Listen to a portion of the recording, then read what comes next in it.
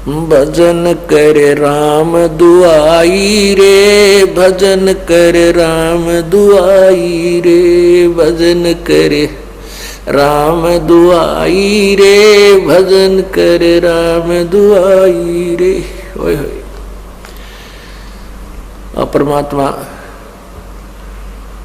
आप जी को कितने प्रकार से समझाने की चेष्टा करता है कि किसी प्रकार या बुद्धू आत्मा ना जाने कौन सी चोट इसका लग जा और ये संभाल ले अपने मूल कार्य को।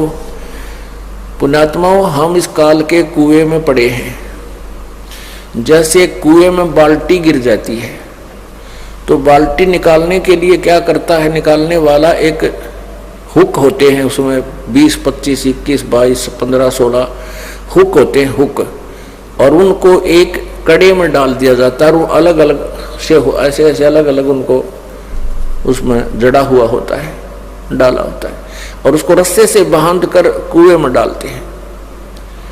वो एक कड़ा भी डाल सकता था, नहीं, ज्यादा कड़े इसलिए, ज्यादा हुक इसलिए डाले गए ना जाने कौन से में उलझ जा। तो पुण्यात्माओं, आप हम यहाँ काल के कुएं में पड़े हैं और परमात्मा हमें निकालने के लिए अपनी शब्द रूपी डोरी से ये वचन रूपी हुक, ये शब्द रूपी हुक डाल रखे हैं। और ये ना जाने कौन सा उलझ जा, एक उलझ जा फिर बाहर ले आओगा, वो बाल्टी भी काम आ गई और ठीक ठाक निकला ही, उससे जल निकलेगा। तो ऐसे हम फंसे पड़े हैं। तो इस प्रकार परमात्मा ने ना जाने कितने प्रकार के वचन बोले हैं और ना जाने इस गुग्गू आत्मा के कौन सी लाग जा और ये अपना कल्याण करवा ले। क्या कहते हैं, भजन कर राम दुहाई रे, भजन कर राम दुहाई रे। तेरी दुर्गति हो जाएगी, कुत्ता बनेगा, खाज लगेगी, शर में कीड़े पड़ेंगे, कितना कुतिया बने, गधा बने, गधी बने, क्या दुर्गति होगी आपकी। इसलिए कहते हैं भजन कर राम दुहाई रे, भजन कर राम दुहाई रे। और जन्म अनमोली तुझे दिया नरदेही पाई रे, कितना अनमोल जन्म तुझे दे रखा है, मनुष्य शरीर तुझे प्राप्त है।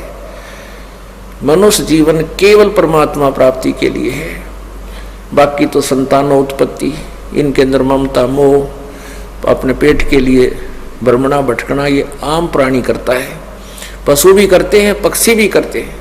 परमात्मा ने एक न्यारी ड्रेस हमें दी है, हमें अलग से एक भिन्न चोला दिया है, शरीर दिया है, और इससे हम परमात्मा प्राप्ति कर सकते हैं। इसका केवल इसको देने का एक यही उद्देश्य था और हम मूल उद्देश्य भूलकर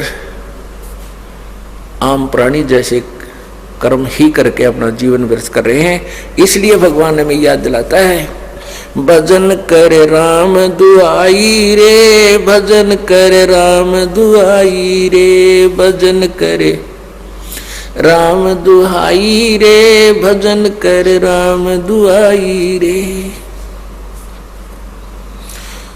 जन्म अनमोली तुझे दिया नर देही पाई रे, देही को देवा लोच ही सुर नर मुनि भाई रे। कितनी प्यारी बात कही परमात्मा ने।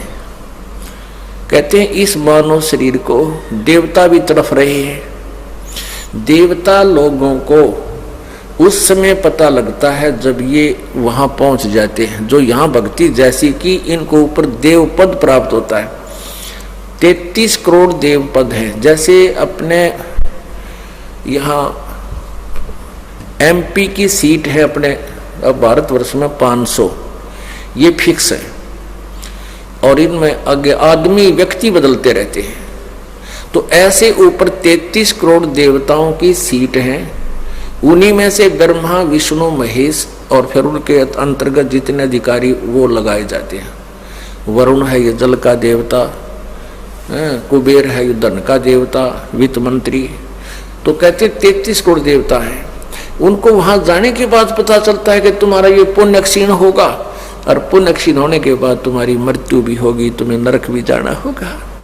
फिर उनको याद आती है कि ये ऐसी कैसी बनी, हमने तो भक्ति की थी। तो वो फिर भी आपस में विचार विमर्श करते हैं। भाई वेदों में लिखा है कि तत्वदर्शी संत की खोज करो, तत्वदर्शी संत से पूछो परमात्मा के बारे में। हमें वो तत्वदर्शी संत नहीं मिले। तो वो क्या बात कहते हैं, भगवान हमें अब की बार जब मनुष्य शरीर मिल जाएगा, एक बार मनुष्य शरीर मिले, हम पूर्ण परमात्मा की भक्ति तत्वदर्शी संत की खोज करके करेंगे, हमारे साथ तो धोखा हो गया।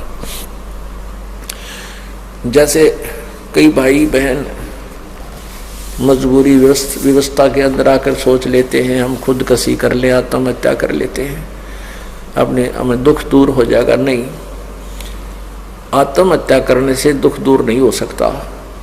ये शरीर तो दूर हो सकता है, विष खा लेने से, फांसी लगा